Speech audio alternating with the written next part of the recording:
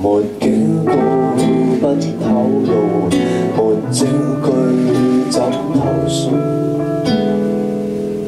或許最後衰竭的身體會知道，這文明若有鐵裸路，迴避所有鬼故恐怖。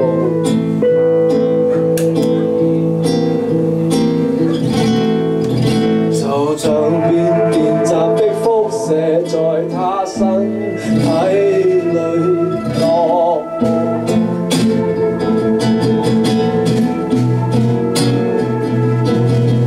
你我繽紛的消耗轉帳到這街道。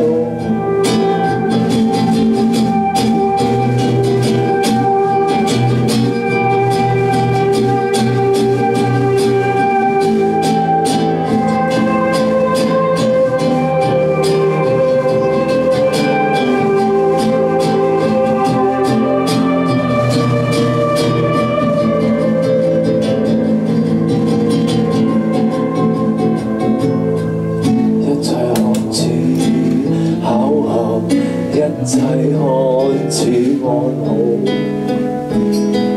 故事的碎片不重組，怎能刺穿這制度？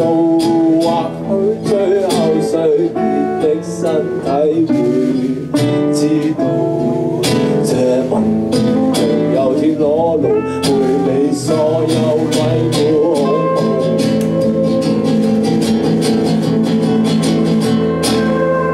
就像變雜的輻射在他身體裏蕩步，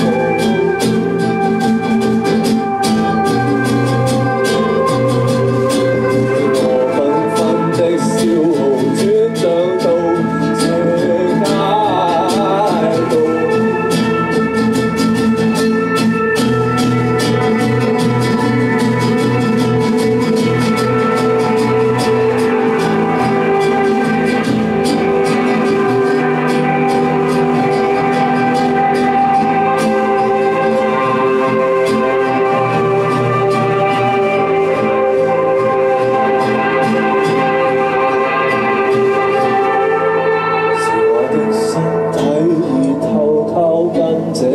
城市的麻木同步，是那刺眼的燈光，似比那黑暗美好。